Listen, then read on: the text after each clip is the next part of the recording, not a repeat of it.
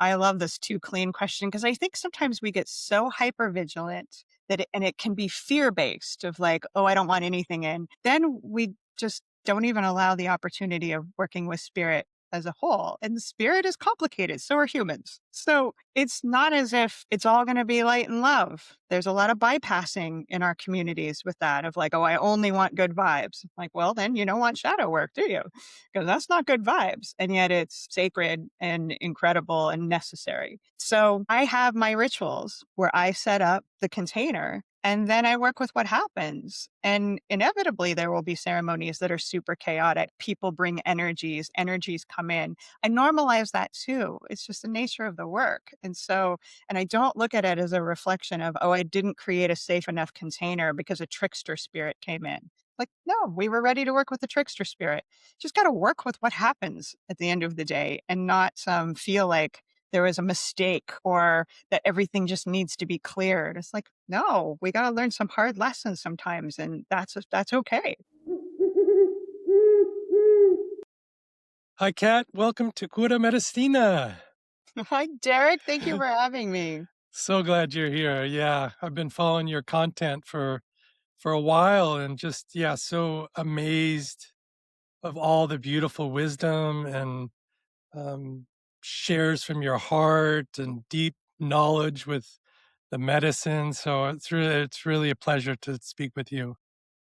Well, same. I love your podcast. I love your vulnerability. I love the Mm, very obvious devotion that you have to the plants and the path. You're a brother, and this is the first time I'm talking to you. So, like, yeah, that says a lot. thank you so much.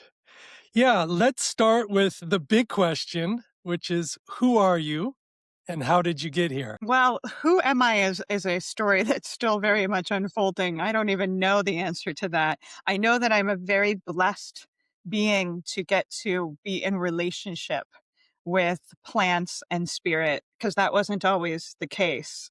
Um, I found I found this path over 20 years ago at a time where thought I was living the dream. I had, the dream job at Disney and the dream relationship and living in LA and I was so miserable. And I was ashamed that I wasn't in love with this very fortunate life that I'd built or really been given. I don't know how it all happened. But I found ayahuasca the first time I drank her, one of the first things she said to me is, "What a lovely life you have. Too bad you hate it." I'm like, yeah, it's true. It was completely inauthentic.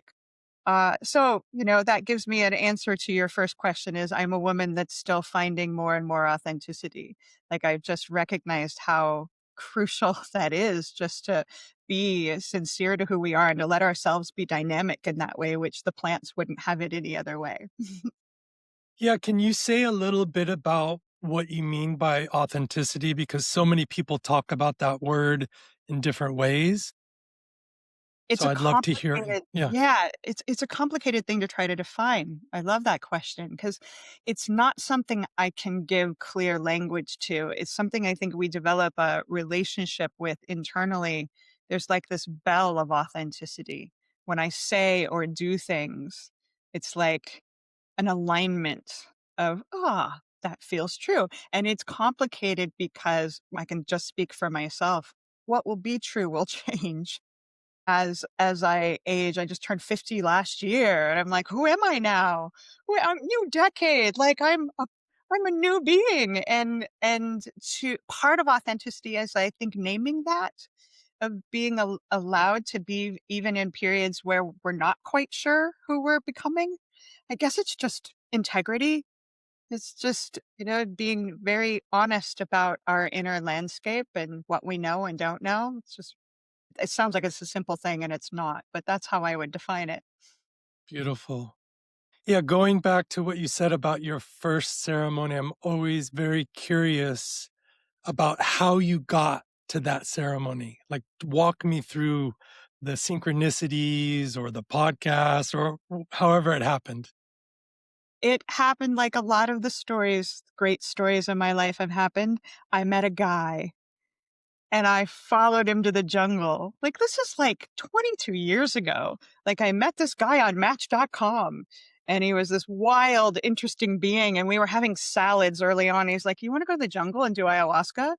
I'm like, "I don't know what that is, but sure, sounds great." Like, I thought it was just a fun adventure, um, which I'd had many of those. But when I got to that little rustic retreat off the river in outside of Iquitos, immediately I had this sense of, oh, this is different, because I had this wave of self-loathing and just this incredible contract of like a contracting feeling of, oh, I'm in for it. And if there had been an Uber that would have picked me up on the Amazon, I probably would have called it.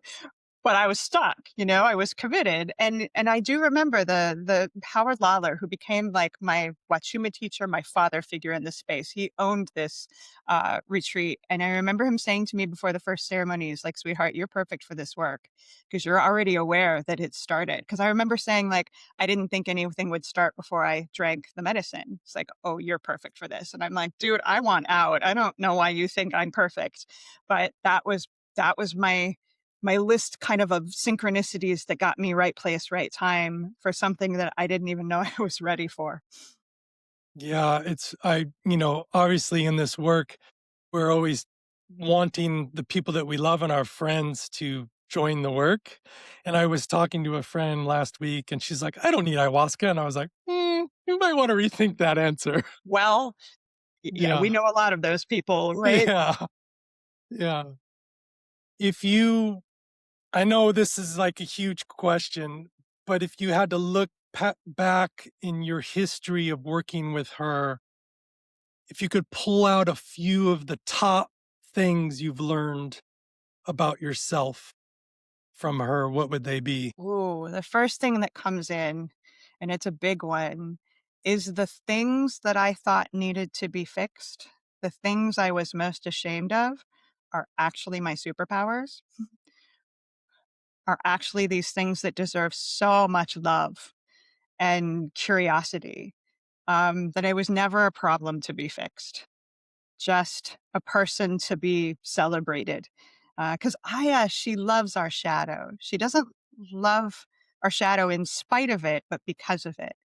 And that's unconditional love, like really, truly to experience unconditional love for the first time, really. But maybe besides my cat, who just thought I was always perfect. Ayahuasca from the get-go saw the totality of who I was and loved me for it. And that was huge because I thought she was going to fix me of some of these horrible traits. That's not it, is it? So that's a really big one. Um, and really, sometimes when I'm asking her the secrets of the universe, she's like, "It's about love. It's about love." It always comes back to the love that we're giving, receiving, experiencing. She simplifies it. So I would just say it's about trying to walk in as much of that love and trust and awe, that even when things are hard, gosh, we're so blessed to have that Mm, experience. mm. So that's kind of the heart of what she continues to teach me, because I'm still I'm still learning. Yeah, and what would you say are the blocks to that heartfelt living experience? Not just for you, but like in with the people you work with and, through the journey. Yeah, well, we're programmed kind of the opposite. Our world has perfectionist ideals, but none of us are ever able to attain those. So we often exist from a place of lack and brokenness because we're never beautiful enough or smart enough or rich enough or successful enough. It's like we live in a space of not enoughness. So the degree of our collective and individual programming is intense. I'm in admiration of the plants of just constantly peeling back layers of, like, "Oh, you guys, wow, this is really," because they don't have that programming. So that's huge, just the way that the world is built in that way.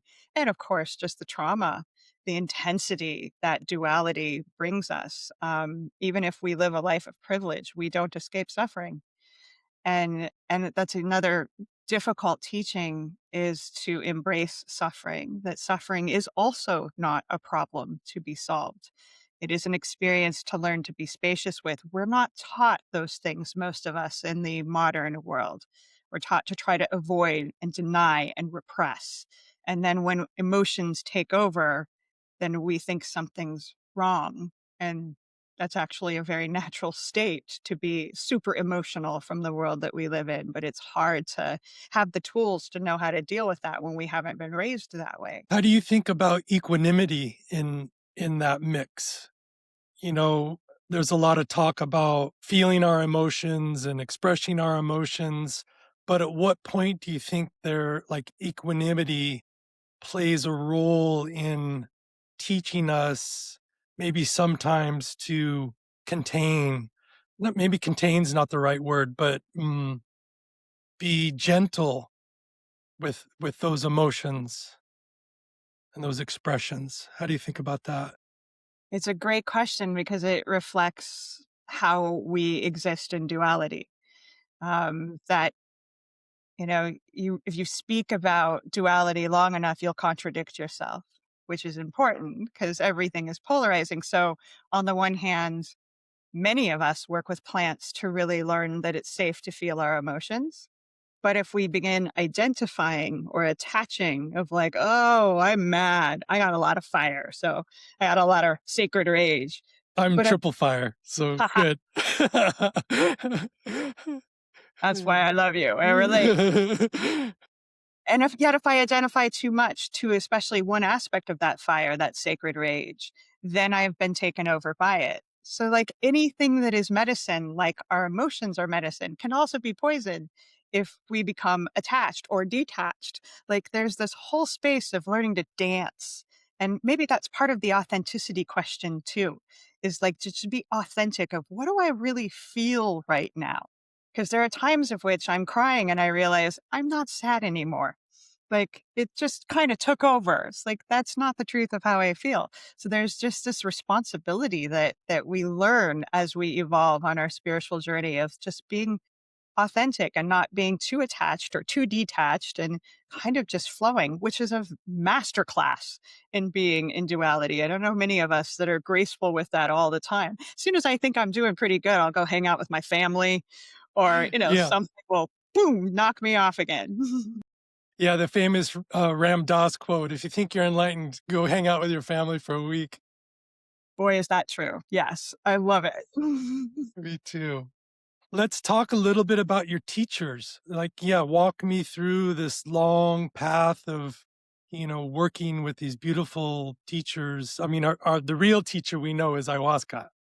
And I find myself when I start to get enamored with a teacher, I have to kind of bring it back and go, wait a second, they're the facilitator, the teachers. But yeah, I'd love to hear a little bit more about like the lineages and the different exposures you've had.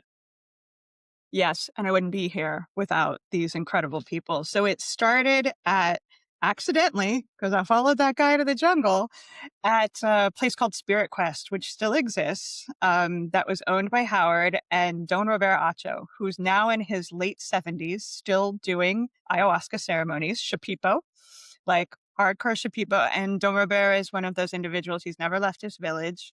He has no sense of the world outside of his little corner of the Amazon, has been serving and working with medicine. Well, started training when he was 12 years old, because his uncle was the medicine man of the village. So, doesn't get more authentic than that. And that's where I started. How incredibly fortunate that I landed in such a safe, experienced, and profoundly like honest place. And so I started not only my journey of healing, but also like a couple years into going there, I sort of kind of came out with the request of, can a white woman from Montana learn to do this? Because I was just in awe and felt so called, but I didn't know if I was allowed, right? Like not being born into the tradition. And they were immediately like, of course you can. And actually, Don Robert was like, better you than me, because I'd rather serve to the local Amazonians. Like you Westerners are loco. And I'm like, yeah, I get that.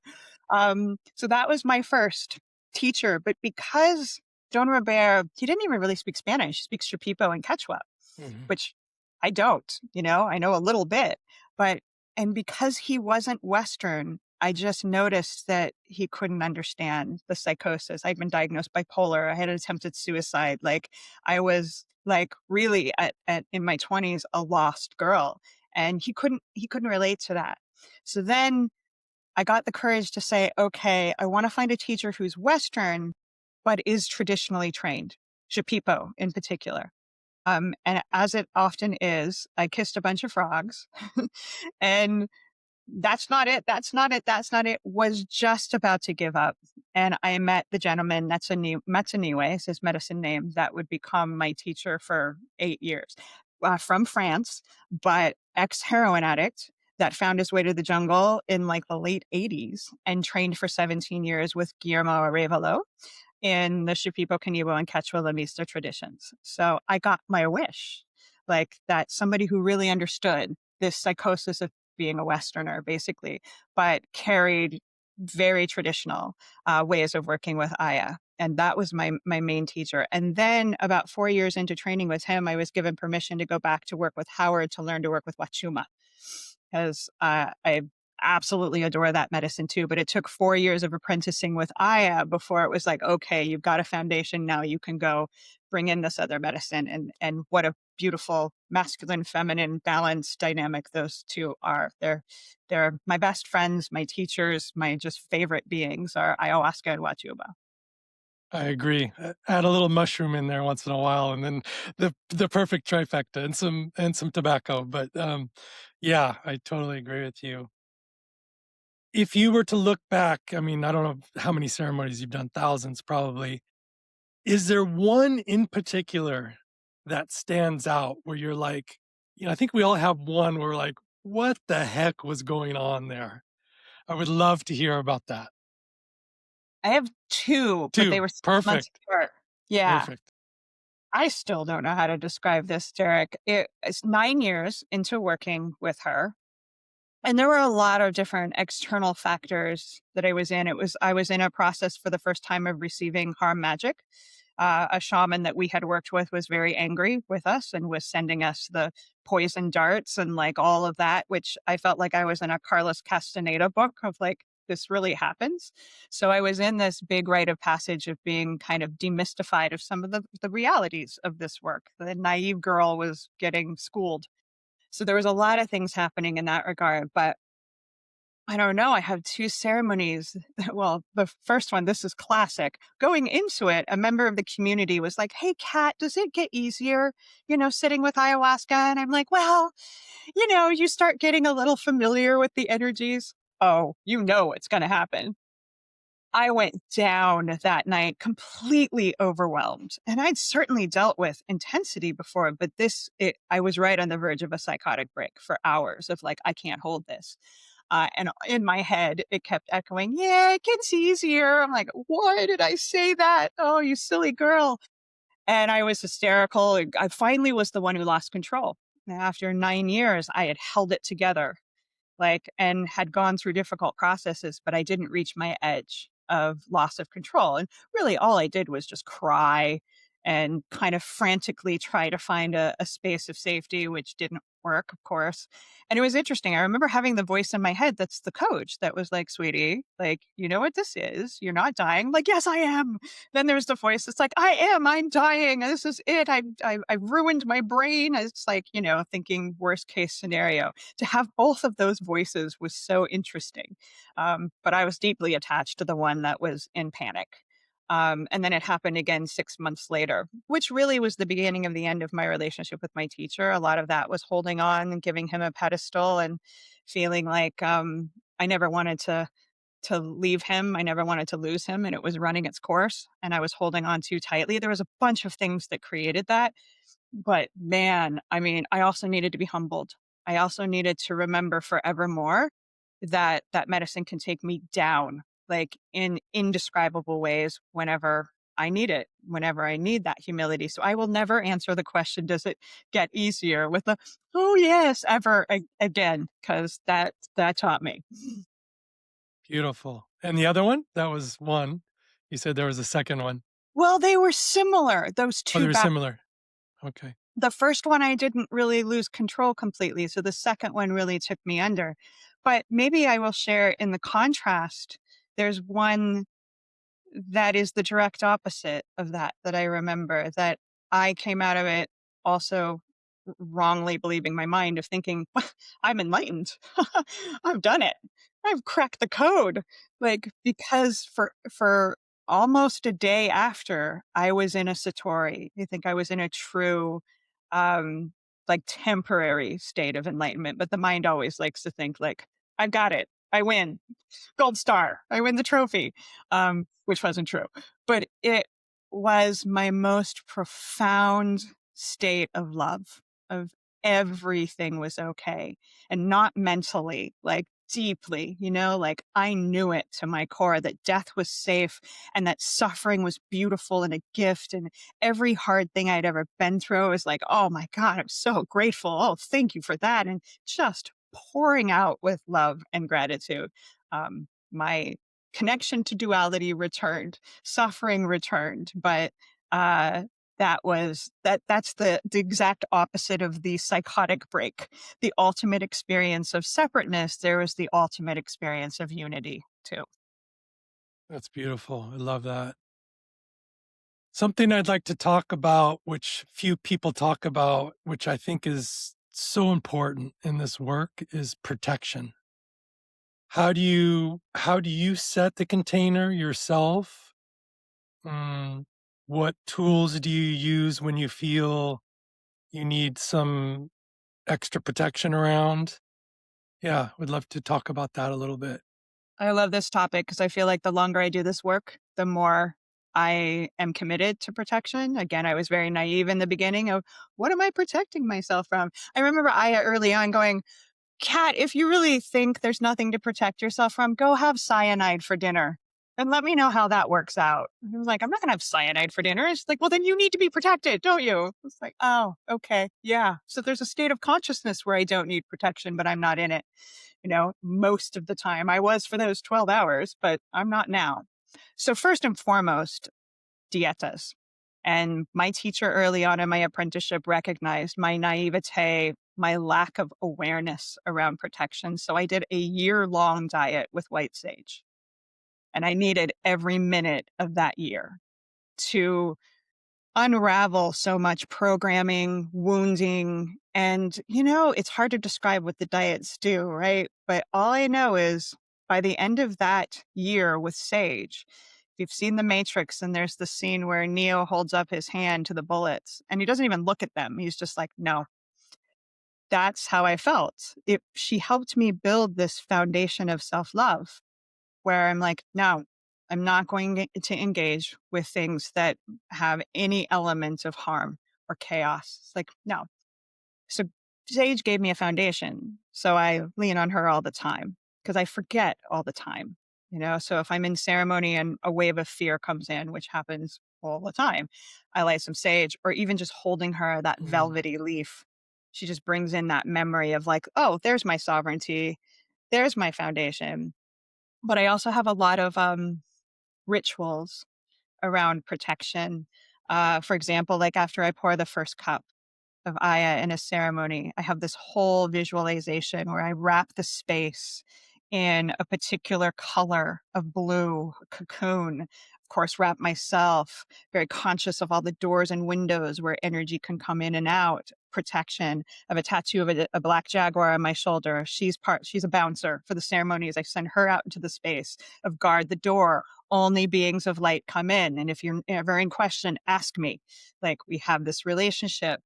And then of course the songs, the Icaros, some favorite songs that bring in protection. Whenever the space starts to get a little wonky, which is inevitable, I've got a couple of songs that clear the space and wrap it in protection.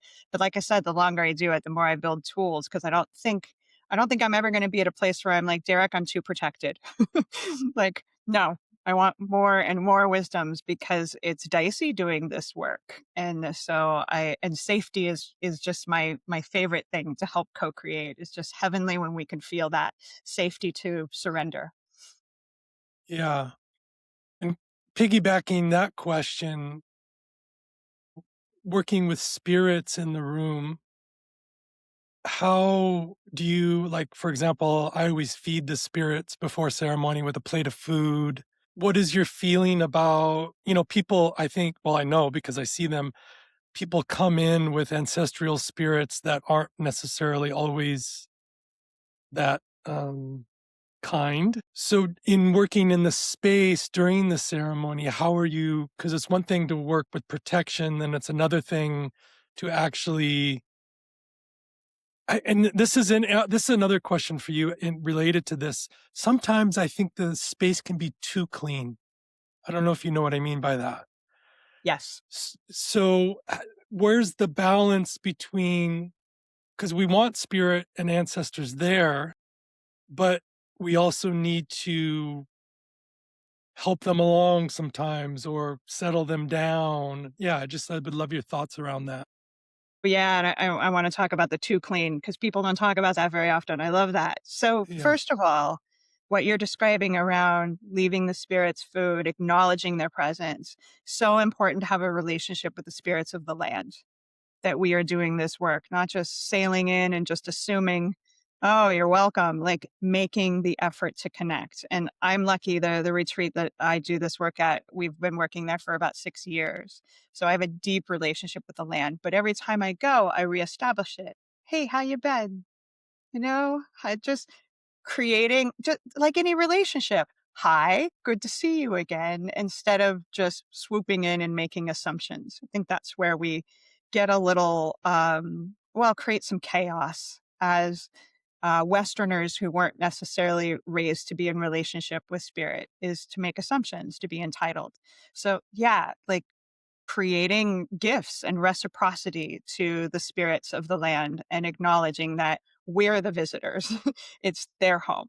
That I have found avoids a lot of chaos and a lot of like some of the cleanup that's necessary because there's an established relationship.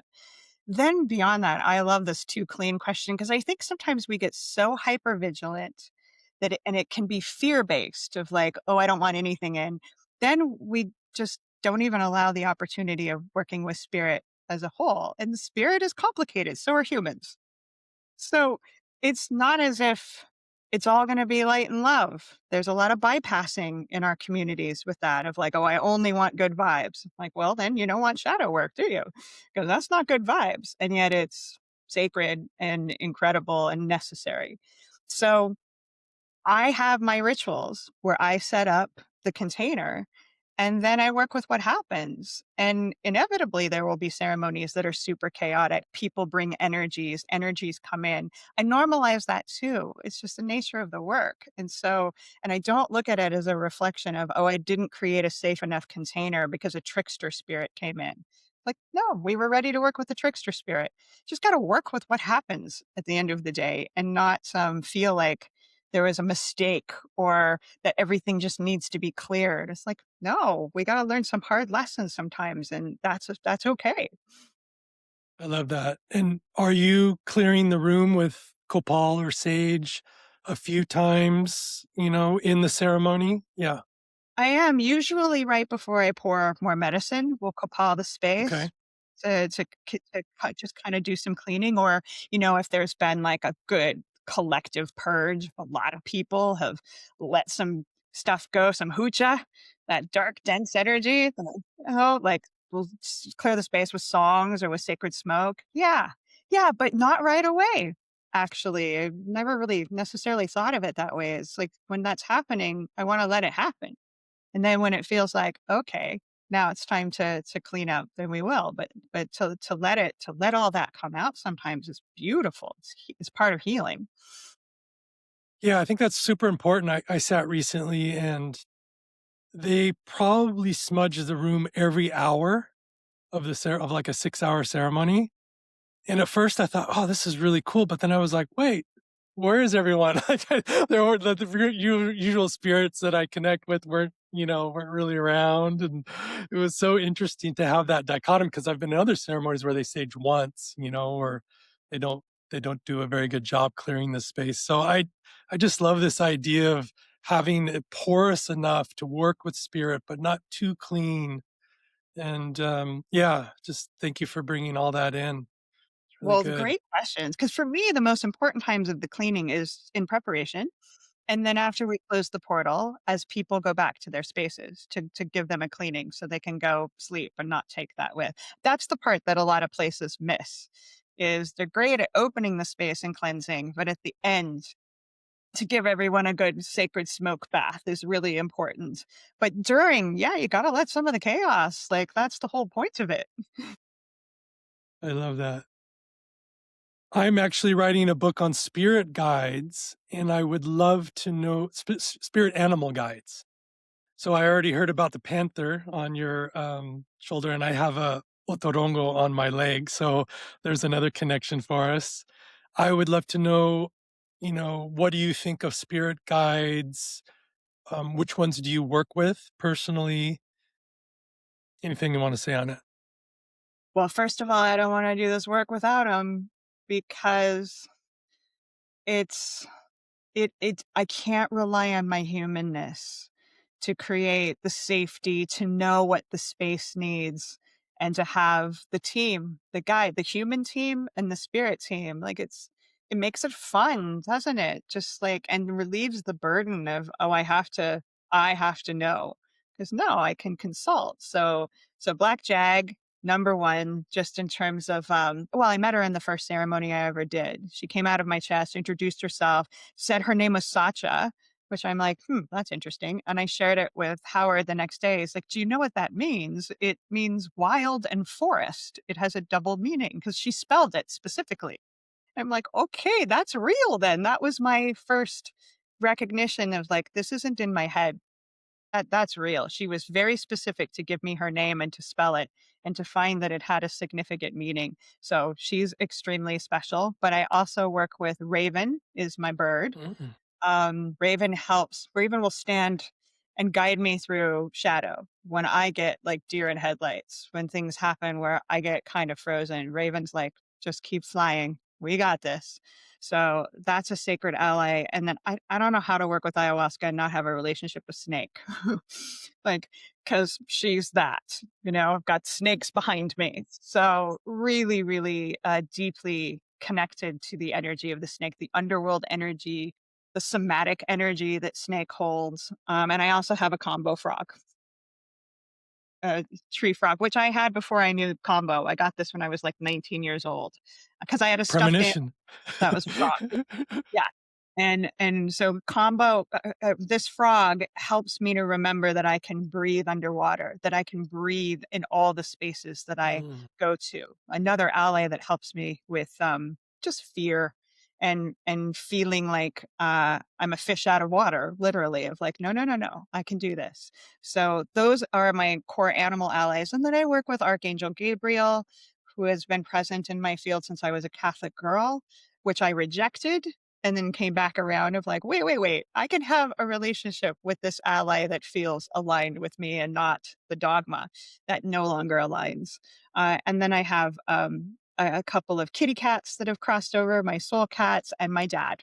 My dad passed away 6 months after I started sitting with Aya. That's part of what I resonated with is hearing you talk about your mom and just how that transition changed everything for me. Like my dad showed me how to die and gave me the most tangible experience at the time I needed it most of being in relationship with spirit. We have a better relationship since he's passed on than we did when he was here, which is so great. Yeah. Yeah, me too. Let's walk me through one of your ceremonies. How do you start? When do you serve second cup? What songs do you sing? Do you have musicians come in or do you do all the music? I'd love to, yeah, have like a bird's eye view of what your ceremonies are like. Nobody's ever asked me that to talk about that. That's so sweet. Yeah.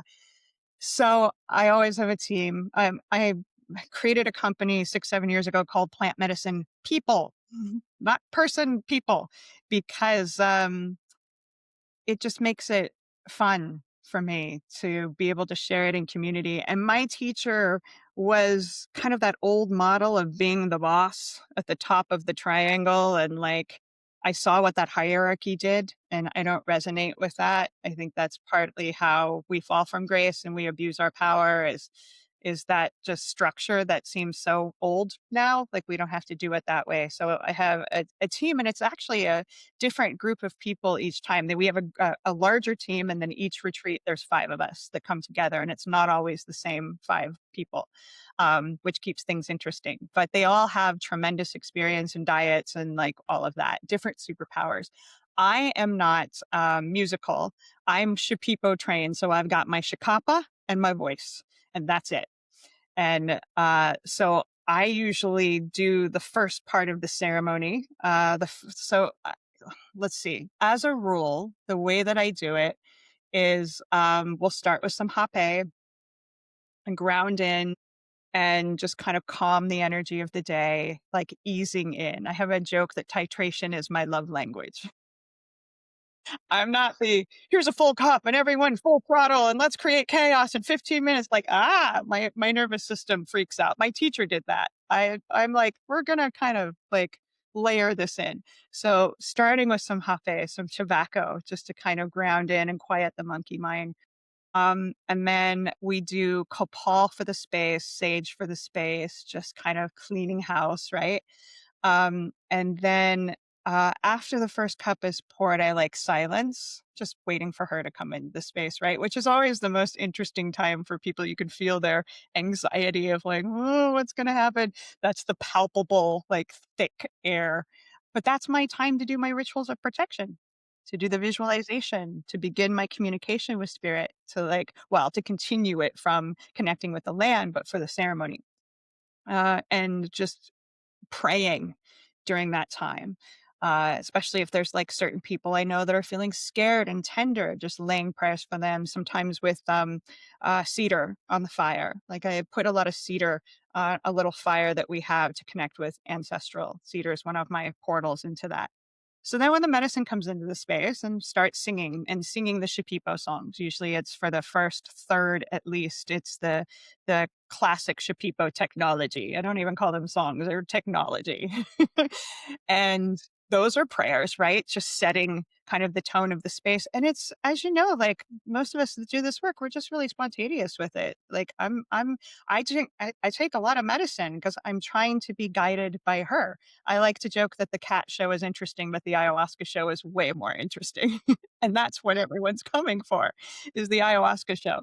So as she comes into the space and I start feeling guided, then start singing to the space as a whole, and bringing in the allies and locking down that space of feeling safe and contained. And, that'll take an hour or two, just depending on how the first cup lands. Sometimes it comes out swinging, and sometimes it's a little soft and Mm. subtle. And then we'll do the second cup.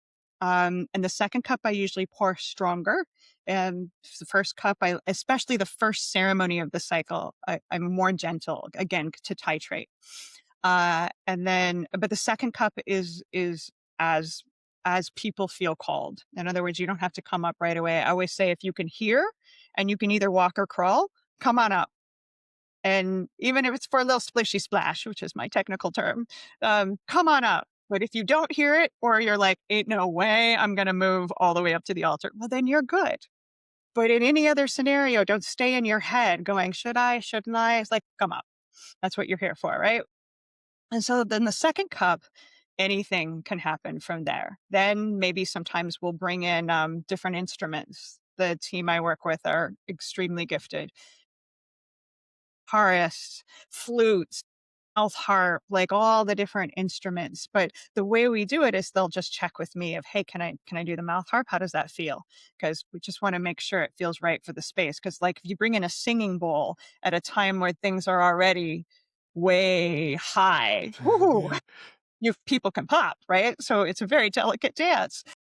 But it's great because we confer with each other of just like, is this always with the question, is this what the space needs? Is this what the space needs? And so we have lots of different things. And after the second cup, I will start doctoring. So I am trained to do the classic Shipipo doctoring, which is, I still don't know what I'm doing, by the way. I have no clue what's happening, just if the technology of the songs coming through me and magic happens. And but I'm usually the one that's most in awe of like, oh, it's working. It's the energy is being rewoven. But I'll bring people up to sing, or we have a mat in the center of the circle that I might bring people to lay down because I do Reiki too. Might want to do some energy work. And then we just kind of flow. Typically, we do a third cup towards the end, which I call last call, and it's just a splishy splash and a little nightcap, basically.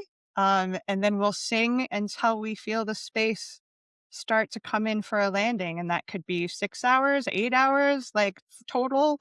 And then normally, for my own benefit, at the very end, I'll play a few songs on a playlist so I can get up, kind of move around, like like that's sometimes my ceremony where the medicine kicks in and has some things to say, and then we close with a prayer. And that's kind of the predictable stuff. Everything else is unpredictable. So, am I getting it right that there's a little dancing at the end? There can be. Again, I wanna listen to the space. If it's been a really intense night of purging and everyone's kind of, flattened, then no. But especially because I only do retreats, which have 3 ceremonies, so always with that last ceremony, we'll have some celebration, some dancing for those, and then sometimes in the middle.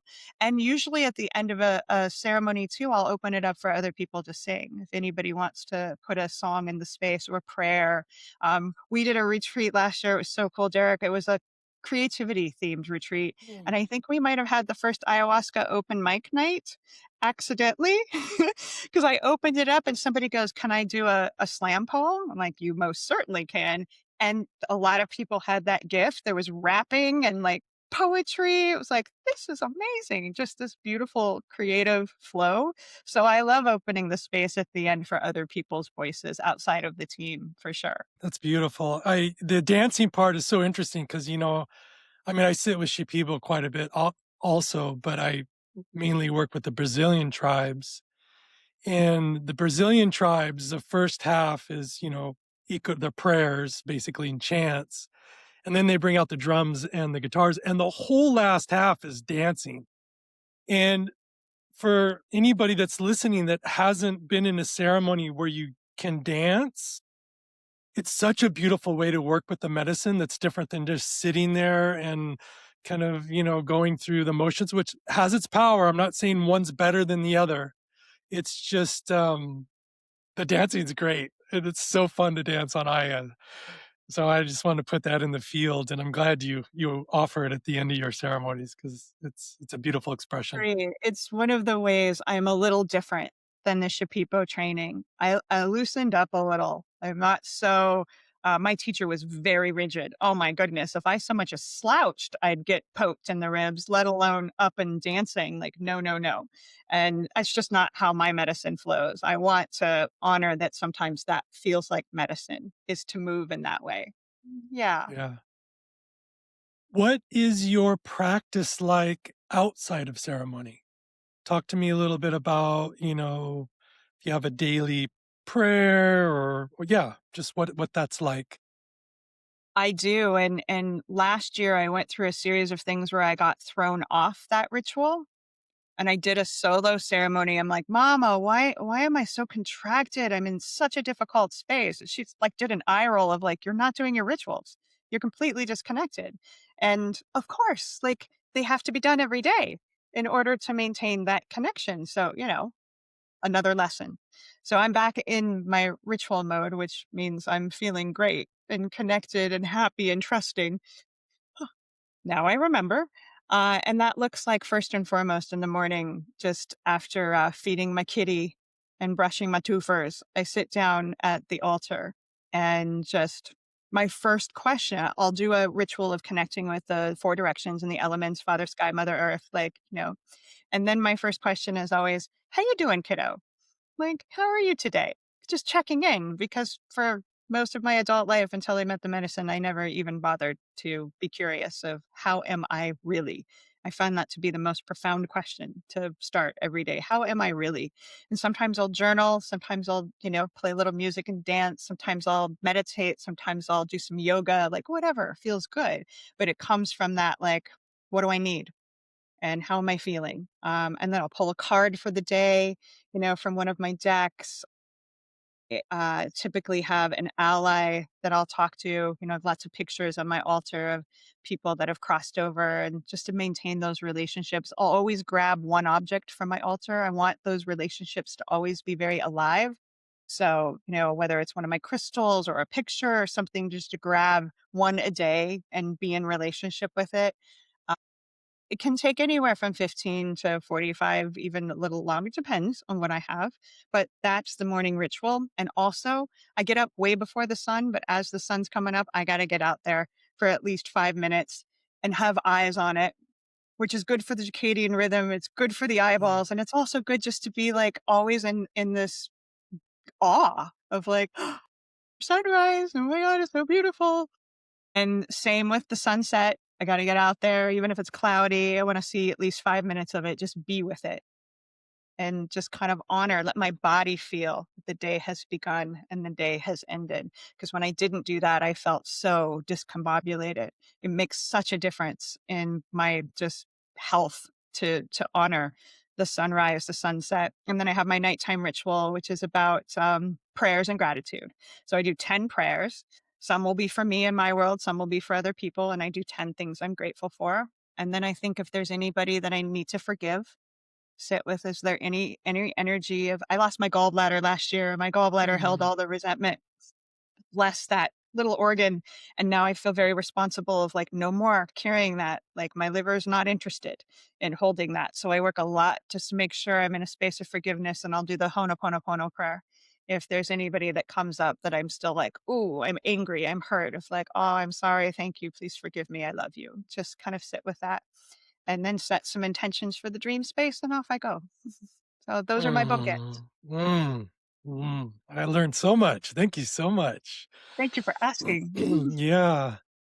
So the Shipibos, the thing I love about Shipibos is the plant diets. And I know you're a huge proponent of the plant diets. There's one particular for me. I did a diet of Noya Rao and it just changed my life. Is there a particular plant or two that you are like, man, this is my plant or this is my ally? This is, this really helps me walk through life. There's quite a few.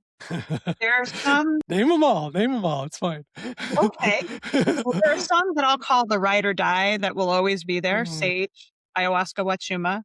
And there are some that kind of come in and out. So some of the other really deep allies, I really love blue water lily, well, blue lotus, but water lily. She kind of scares me because she's really, I mean, that's the original sacrament. We know that Eleusis and Alexandria, the old school mystery schools, they worked with her as the sacrament. So I don't pretend to even begin to understand her intelligence, but I love her. She brings me into the relationship with the unknown and the subconscious space, water, emotions. Like, so I call her in. All the fire and air I have, I can get way too mental. And so I call her in when I'm like, oh, I need to be in my body in the feeling space. And she'll do it in an instant. She's incredibly powerful. I love lavender so much as a mm, nervine, as a space of, I always feel like she's a sigh for my nervous system of a place of safety. So she's really important to me. I really love, I dieted a tree called Remo Caspi. Do you know Remo Caspi? I Like, haven't dieted, but I know it. Yeah. yeah, they call him the warrior tree. Boy, did he flip the idea of what a warrior is upside down for me. My diet with him, I was expecting to get more into my fire and I'm going to be this fierce, like, nobody's going to mess with me. And he was like, no, no, no, no, no, no, that's not what a warrior does. A warrior sits in sovereignty and empowerment and will only use force when absolutely necessary. But a warrior is about love and about protecting others, Mm, but through that energy of love. So he flipped that protection comes from love, not anger. And so he's super important to me in ceremony spaces because I'll forget. I'll get like, oh, I want conflict because I have a lot of Aries energy. It's like, and Remo is like, no, no, no, no. We come from a space of love and reverence, and that's the energy that my warrior wants to put forth. So those are a couple of the main ones. Gotta give another shout out to Wachuma. It's just that's my happy place. Like Wachuma keeps me connected to my heart, keeps me enjoying the ride. Every time I feel like I'm not enjoying my ride here on earth, like I'll do a little Wachuma or a lot of Wachuma. I'm like, ah, yay, it's fun again. I love him so much.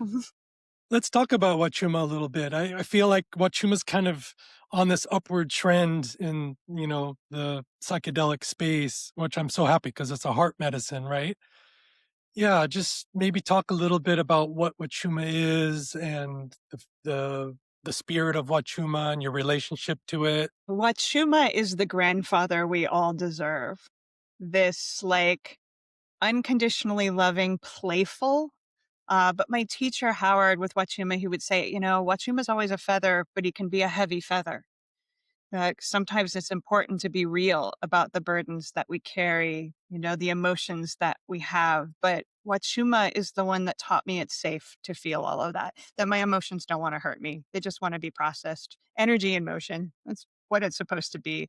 And and that heart opening capacity that he has is just makes everything feel safe. Even when I'm processing trauma and betrayal, I've gone through some shit like most of us have. And Wachuma just like is like, you got this girl. He just is that grandfatherly energy that teaches patience and trust but there's something so playful about that medicine. It's so connected to awe. It's like being a little kid again, but with the same consciousness that we have Mm, as an adult of like being grown up, but being back in awe of like the clouds putting on a puppet show and, talking to the trees and everything is magical when I'm with him. And he reminds me I can have that every day. yeah. I still remember my first Wachuma ceremony, which was in South Africa like 20 years ago. And it gave me this beautiful teaching. It said, throw less stones, plant more flowers. And it was so powerful, so simple, but so powerful, so powerful. And it's, remained with me all this time. Such a beautiful medicine. I also love microdosing it. I mean, mushrooms too, but Wachuma's it's a little lighter. I like what you said about a kind of heavy feather sometimes. Um, yeah, thank you for that. If you had to describe what is happening in an ayahuasca ceremony, like what is happening? I don't know, but here's my hypothesis. Yeah. First and foremost, she expands our consciousness, right? I don't look at ayahuasca as a healer. Like she expands us in a way where we remember how to heal ourselves because it's in there. Um, my one of my core intentions I usually have with her is tell me when I'm pretending not to know the next thing because she unlocks within us the hyper aware, you know, God being that we all are. So, first and foremost, what's happening is we're expanding and we're taking off the blinders and we're back into a conscious relationship of being with spirit. Like, because we're never not in the same world with spirit. We're just usually, we have this veil. I like that term for it, where we feel like there's separation. That's what I loved about training with the Shipipo is that they don't look at the world that way. Like they're always in relationship with spirit and there's no non-ordinary state of consciousness. We think of taking medicines like ayahuasca of, oh, it takes us into a different state. And the people are like, no, it just amplifies. Like just expands. Like you're already in the spirit realm. We just have this weird programming that thinks otherwise, that somehow we're in a separate place. And when we take these medicines, suddenly we're with them. No, we just become aware of it. I really think it's more the ordinary state of consciousness than it is non-ordinary because that's the truth of our world, the complexity of spirit and duality. So she's just, and I think of her as a messenger, just a profound messenger. Because sometimes, if you have a hard night, it's easy to go, oh, ayahuasca took me to hell. She's like, no, hell exists. And it was your turn to go there. And it's not my fault. Like, she's like, just a messenger. And she gets blamed for all kinds of stuff. When she shows us a part of our shadow that's tough to sit with, that's was in us. She didn't create that. She's just like answering the prayer that we have, whether we know it or not when we drink her We want to know more. We want to expand. We want to wake up to who we are as multidimensional beings. And although I will say, I think there's like a portal or a dimension that is home for her, specifically Chakrina, that DMT part, that's her signature, the grid, like some of the elements of the Dr. Sitas, the beings that come forth. Like she has a home in the multiverse, but she has access as we do to all of consciousness. So it sounds like a simple thing. Oh, she's just expanding our consciousness and taking off the veil. But that's no simple thing when we recognize what we're a part of, which is so indescribable. Yeah, I love that. It's, all of the ancient traditions that I study, they talk about that very thing, that it's not about going somewhere. It's about actually being aware of what's already here. And you just made that very clear statement that is, yeah, I've never really thought about it that way. And I love that it aligns with so many of the ancient traditions in what they're speaking to also. Yeah. Okay, so you've worked with a lot of people. Is there any particular, I don't know what you call them, patients or participants, people call them different things, that comes to mind where you're like, wow, this person walked in like this and they walked out and I don't even recognize them? Yeah. And I get the benefit too sometimes of getting to be the coach in between ceremonies and help with integration because I'm so passionate about that. But yeah, like there's a woman that's been in the community for a long time that I've seen her go through like coming in first with abusive relationship, cancer diagnosis, like everything was she was the tower card embodied, like everything. I'm super small and scared and now the other side of cancer, left the abusive relationship, totally in her power, lots of diets under her belt, happy, radiant, incredible mom to her kids. I'm like, that's why we do it, isn't it? To watch what is possible. I've seen people with stage 4 cancer just like walk through the other side of that. And I've also seen people with stage 4 cancer make peace with dying and die with a smile on their face.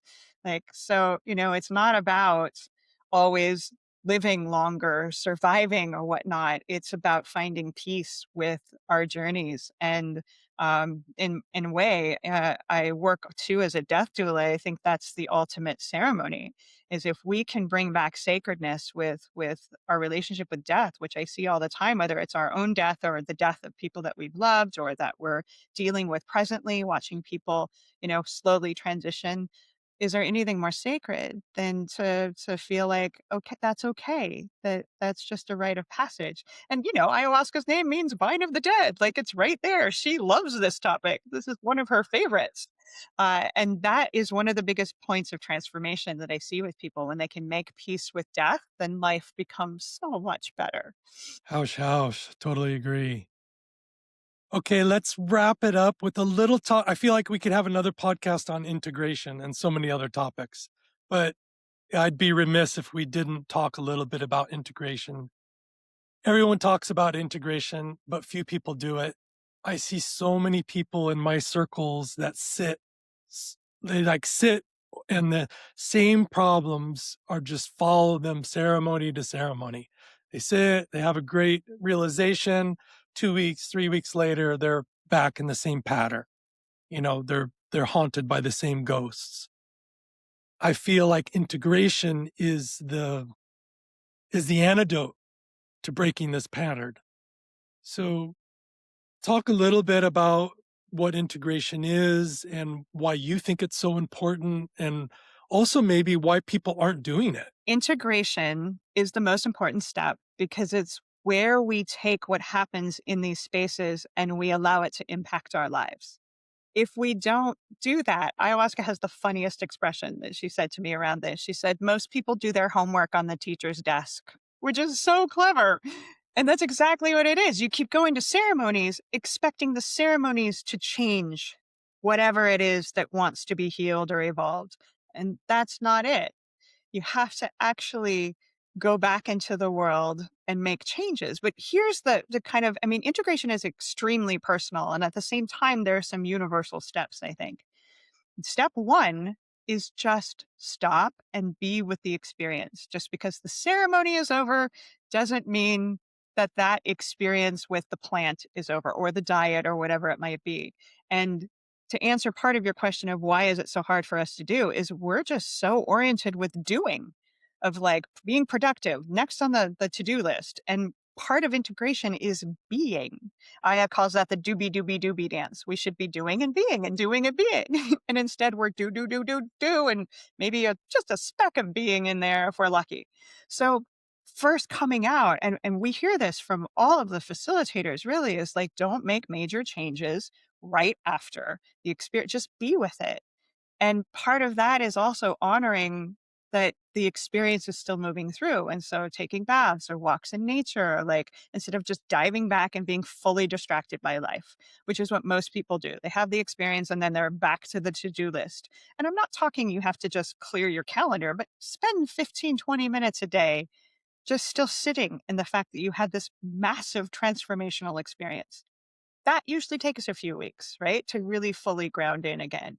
And then we want to trace back the intentions of like, all right, what did I come in with? What happened? And what did that reflect? Because typically we get some homework. Typically we have some things of like, all right, I should really be meditating more and I got to call my mom and have that talk or whatever it might be. And to really capture those, to be like, all right, like, and they might be big things, big changes, but to make baby steps. And it helps to, of course, have a therapist or a coach or somebody that can help create that roadmap and hold you accountable, because we break promises we make to ourselves before we break promises to other people. But then to break that up into baby steps and to do the work of like making some changes. If there's relationship changes or vocational changes, or you want to live in a new home, or that's not going to happen because you drink ayahuasca. It's going to happen because you commit to making those changes. And the problem with doing your homework on the teacher's desk is if you continue to go to ceremony expecting that to fix the issues, oh, she starts getting loud, doesn't she? It starts getting really intense. If you're not doing your homework, I'm not going to do it for you. So that's the hard way of getting the message. So in a nutshell, I mean, just breaking up integration into phases, but really being with it for a while and not having this urgency constantly just to check things off our list, because that's part of the psychosis that we're in, of just constantly being distracted. Yes. Well said. So you go to Costa Rica for ceremony and let the listeners know, if I'm sure they're going to be inspired by this conversation because I sure am. If they're interested in connecting with you, I totally recommend following Kat on social. She does just amazing work, and her emails are great too. So, yeah, where can people find you, connect with you, maybe talk a little bit about your retreats if you want? And yeah. Sure, yeah, thank you. Plantmedicinepeople.com and Plant Medicine People on social, and that's where you can find me. Also, last year opened a ibogaine clinic called Basse, which that's another podcast entirely.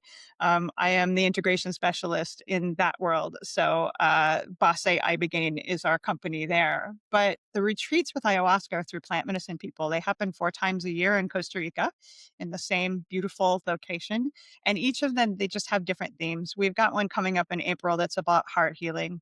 We're going to work with Bobenzana and Rose and Cacao, in addition to Aya. And just like, gosh, most of us have broken hearts. Just like trying to get our way back to this place of everything's okay. So that's our theme in April. And in November, we're doing a master plant diet along with ayahuasca. So each of the retreats has a different theme because, again, being a Gemini, I have to have diversity, mix it up, you know. But always week long, multiple ceremonies. Once a year we work with Wachuma too, maybe more frequently now that more people are called to him as well. But all of that is on the website. Yeah.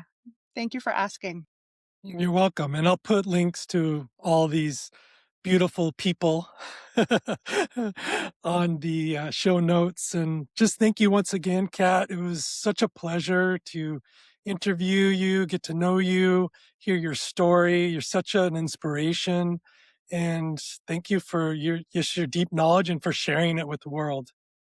Oh, Derek, thank you for having me and for your beautiful heart and just the reverence that you exude. Like, just, it's been a pleasure to get to know you too. Thank you so much. Bye. Bye. Thanks to Kat for that amazing podcast. I really learned so much from her. I highly recommend that you follow her on Instagram if you're interested in these subjects. She always drops such valuable wisdom and content. One thing that I learned from this podcast that I took away that I'm really loving is at the end of my day, I am reviewing the day and seeing if there's anyone that I needed to forgive, including myself. And I have found this a very beautiful practice. Thank you to Kat for bringing this into my life. That's what I love about this podcast is that I'm learning along with everyone else. Please leave a share or subscribe to the podcast if you haven't. Leave a review if you feel called and have a beautiful day. Hausch, hausch.